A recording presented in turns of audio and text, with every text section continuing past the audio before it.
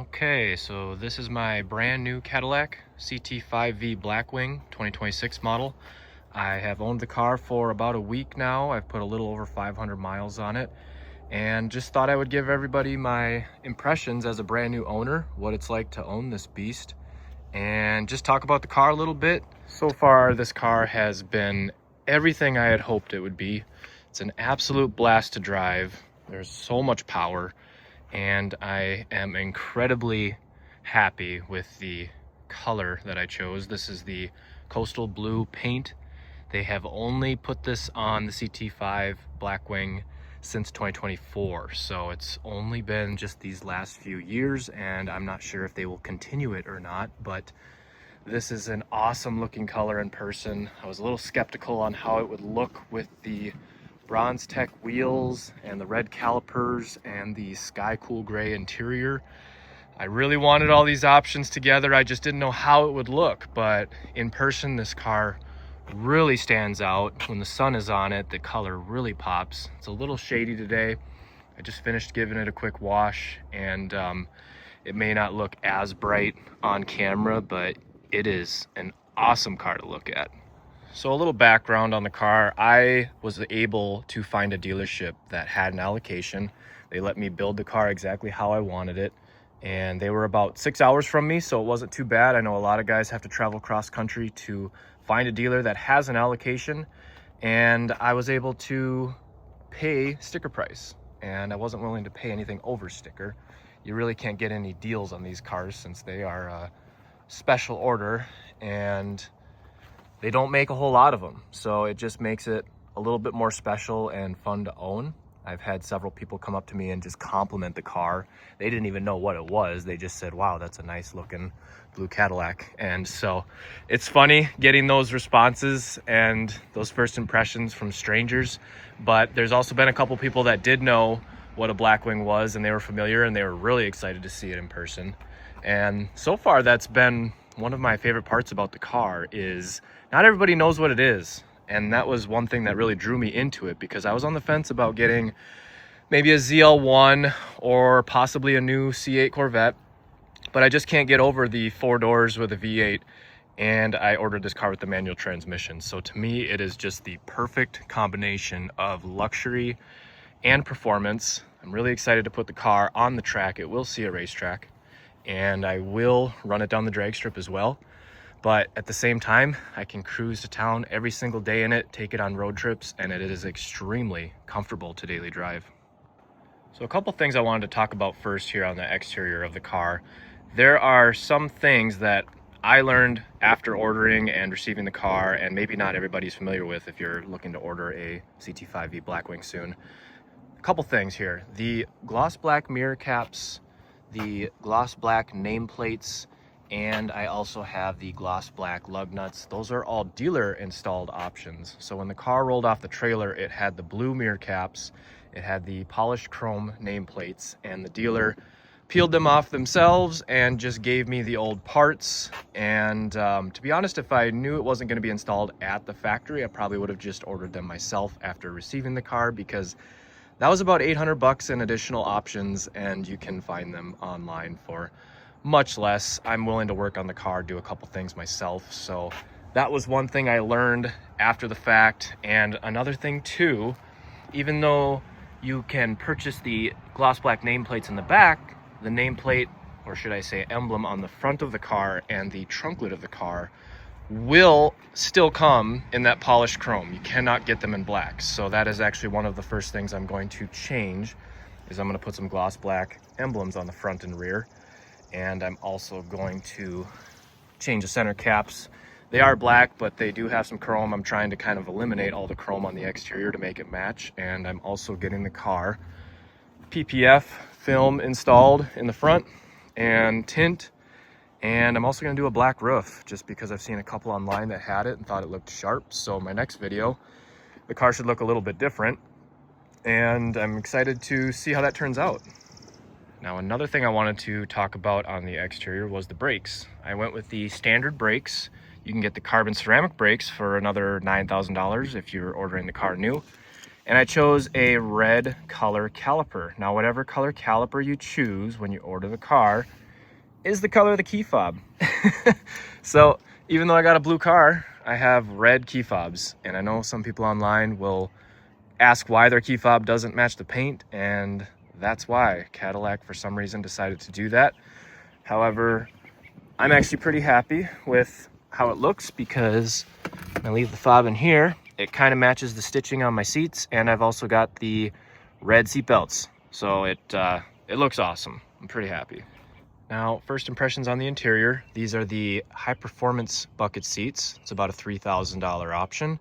And I also went with the microfiber suede steering wheel and shifter. I know this was questionable for some people. I was concerned on whether or not I like it, but I really do like it. It makes the car feel a little bit more luxurious, and you just have to kind of take care of keeping it clean because I know it can look a little rough after you put some miles on the car.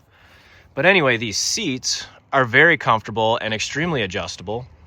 They are massaging. They have a roller on the back here that you can change the settings and the speed on the dash to each seat. The passenger has that power, and it's all from this knob on the sides of the seats. The bolsters can be adjusted in and out along with the uppers, and the leg extension pops out, which is really nice on longer road trips. I was very skeptical on whether or not these seats would be comfortable just because I've sat in other cars that had factory Recaros, and I didn't always think they were that comfortable. But this car really is comfortable. I would road trip it any day of the week. Very satisfied. Moving on to the back seat. One thing I will say that's a downfall with the CT5 is there's not a whole lot of headroom in the back seat of this car. If you're over 5'10", your head will slightly graze the roof. I'm 6 foot, that's the case for me. My passenger on the way home was 6'3", and in the front seats, this is no problem at all. There's plenty of headroom with these seats especially, but the back seat isn't exactly the same story. So if you have taller passengers, they're most likely going to want to steal that front seat from you. Now getting back up to the front here, one thing that's kind of neat, the V logo lights up at night. Kind of nice to see once you're getting in the car. There is a lot of ambient lighting in the car underneath the dash panel, and along the trim you can adjust the color that you want in the settings on the screen, and it will also sync to your driving modes if you want to customize it that far. That was something I wasn't familiar with until after I've spent some time messing with the car. It's kind of cool. So if it's in sport mode, you can set all the lights to red. If it's in tour mode, you can have it automatically set to blue, and it's just kind of a nice little added touch that Cadillac did. Now, if you're not too familiar with the CT5-V Blackwing, this massive screen on the interior is new for 25 and 26 models. I was actually a little skeptical on whether or not I would like it at first. I almost bought an older model just because I wasn't sure. But there's so many different things that you can change, whether it's the gauge layout, the interior lighting, the settings bouncing between modes is very easy to use, and the built-in Google Maps looks awesome on the entire right side of the screen. It's just a little overwhelming at first, if I'm being honest, but the more I drive the car, the more I get used to it, and it's become pretty fun. I'm excited to kind of use the performance settings in the car. This has the performance data recorder. You would put an SD card in right here, which is also standard on 25 and up models. The 22 to 24s, you had to pay additional money. That was an option on the car. And another thing different with the 25 and up models is the front bumper and headlights are different. It's just a redesign, but one thing that's kind of cool, if I come up and I unlock the car, these new lights do a little bit of a show for you. So kind of neat. Every time you walk up to it, it's like the car's saying hi to you. Now coming back inside to the interior, I will start the car up for you guys. I'm not gonna get crazy on all the details with this massive screen. That'll be another video possibly, but we'll at least show you what it looks like.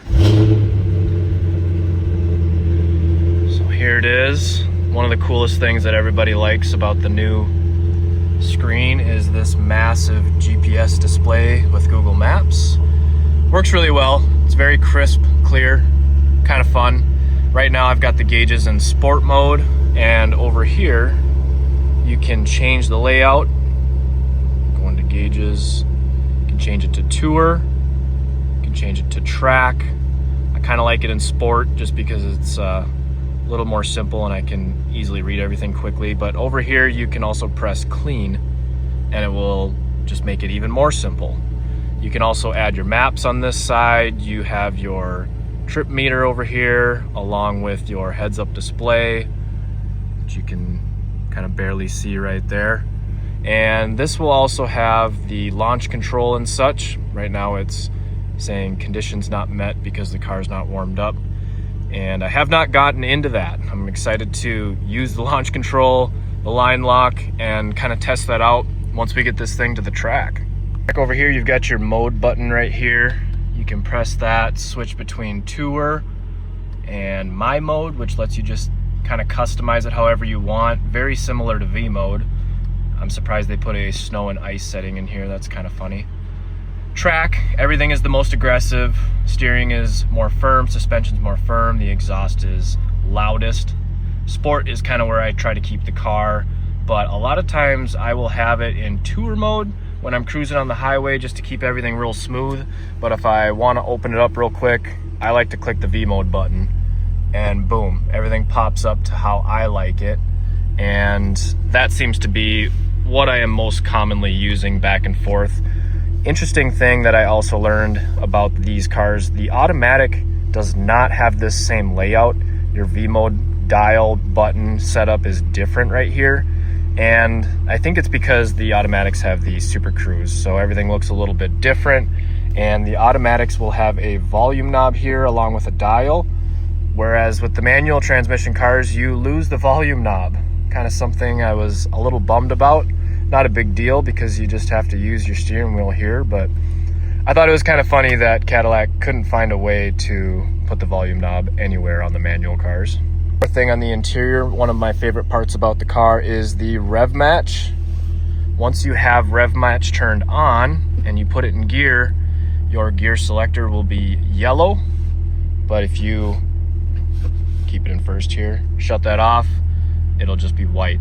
I drive it all the time with the rev match on because even if you're not, let's say, that good at driving a manual transmission car, it kind of makes you feel like you're a professional. It takes the guesswork out of RPMs when you downshift. And every passenger that I've taken in the car for a quick ride was surprised at how cool and nice that rev match was. It's just a really cool feature, and a lot of GM cars have it these days, but it's just awesome to use. Now, getting out of the car, I actually want to show you guys a couple downsides, a couple bad things that I have noticed. There's always something. I am a believer that no car is perfect, and I wanted to tear this thing apart, go over everything. Be honest with you, I have found a little bit of a defect in the paint. As you can see, the clear coat here has some pretty gnarly bubbling once it got over the edge, and I've seen other people online kind of find defects in the paint on these cars. It's a GM vehicle. I'm not too surprised, and it's really not too big of a deal. There's no issues on the exterior of the car with the paint. The gaps all line up pretty well. The only other thing I'd say is the gas filler door here is a little bit lighter color blue, and that could also just be the fact that it's plastic on a steel quarter panel. But other than that, really not too many complaints. My car seems to have come off the line pretty well built, everything lined up nice. However, I have seen others online that had not so good of luck. Maybe the paint wasn't a perfect match on certain panels, or they found defects along the edges, but that's kind of just a car by car basis. We'll check out the trunk real quick. Fair amount of room back here. I mean, really no complaints. I didn't buy the car looking for massive amounts of trunk space, but it does seem plenty usable. Close that up quick. And another thing is the rear view mirror is a camera, and that's the camera location right there. It's kind of a cool feature. I don't have the car on right now, but you can switch it between regular mirror or digital. And I've gotten used to how the camera looks just because I don't have to move my head so much to kind of see what's going on behind me. And it's cool because you can adjust right here, the zoom and the brightness. So I've gotten used to it. I was questionable on that option at first, but it's just another cool thing that Cadillac decided to do. Another thing I wanted to mention as far as defects go, besides the paint on the bottom front edge of the hood, my second key fob doesn't always recognize the car. There's no problems with my first key fob, but my second one, sometimes if I get in, it won't recognize it. I'll get out, lock the door, unlock the door, get back in, then everything works. So it's really not a big deal because it might only be my car specifically, but I will mention it to the dealer, see what they say. Other than that, there really hasn't been any other issues with the car. The car has been everything I had hoped it would be. So to kind of wrap up this video, the car is an absolute blast to drive. The 6-speed manual is tons of fun, has plenty of power with the supercharged V8.